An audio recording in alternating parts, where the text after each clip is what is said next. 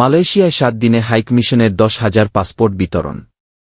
বিস্তারিত জানতে ভিডিওটির শেষ পর্যন্ত দেখুন। দ্রুততম সময়ে মালয়েশিয়া প্রবাসী বাংলাদেশিদের কাছে পাসপোর্ট পৌঁছে দিতে নিরবচ্ছিন্ন সেবা দিয়ে যাচ্ছে কুয়ালালামপুরের বাংলাদেশ হাইকমিশন। গেল 7 দিনে 10,285 জন প্রবাসীর কাছে সরাসরি পাসপোর্ট হস্তান্তরে সক্ষম হয়েছে হাইকমিশন। বুধবার 2 জানুয়ারি হাইকমিশনের দেওয়া এক বিজ্ঞপ্তিতে এসব তথ্য দেওয়া হয়। নবায়ন হয়ে আসা পাসপোর্ট বিতরণের কার্যক্রমে গতি আনতে চলছে সকাল 9টা থেকে রাত 10টা পর্যন্ত সেবা। এমনকি ছুটির দিনেও থেমে নেই এ কর্মসূচি। বিজ্ঞপ্তিতে বলা হয়, গেল 7 দিনে 10,285 জন প্রবাসীর কাছে সরাসরি পাসপোর্ট হস্তান্তরে সক্ষম হয়েছে হাইকমিশন।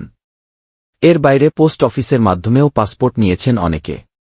এতে আরও বলা হয়, কুয়ালালামপুরের বাইরে পেনাং, জোহর বারু, কুয়ান্তান, মালাক্কা এবং কেলাং শহরে পাসপোর্ট পৌঁছে দিতে নিয়মিত কাজ করছে হাইকমিশনের নির্ধারিত একটি মোবাইল কনসুলার টিম। পাসপোর্ট সংগ্রহ করতে অনলাইনে আবেদন করে হাইকমিশন থেকে সরাসরি অথবা পোস্ট অফিসের মাধ্যমে সেবা গ্রহণের পরামর্শ দেওয়া হয় ওই বিজ্ঞপ্তিতে।